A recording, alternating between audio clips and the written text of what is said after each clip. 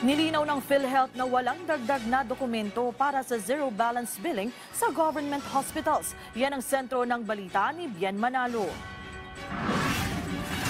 Sa ika-4 na State of the Nation address ni Pangulong Ferdinand R. Marcos Jr., ipinag-utos niya na wala nang babayaran ang bawat Pilipino sa mga serbisyo at gamot sa mga DOH Hospital Basic Accommodation.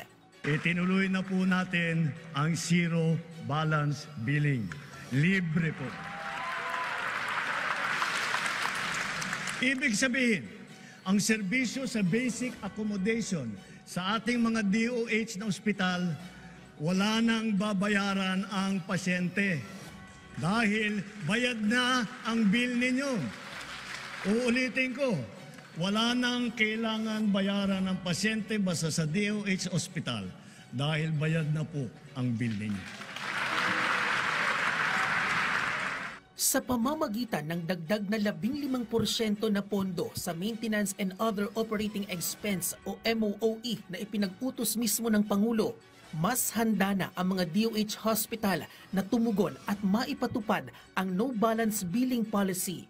Isang konkretong hakbang tungo sa mas dekalidad na serbisyong medikal para sa lahat. Sa ngayon ay mayroon ng mahigit 80 DOH hospital sa buong Pilipinas. So actually nag-umpisa na kami mag no balance billing noong May 14 at kaya namin. So tuloy-tuloy na yan. All the 83 hospitals will be doing no balance billing. Tulong din dyan yung MAIFIP program, Medical Assistance for Indigent and Financially Incapacitated Patients.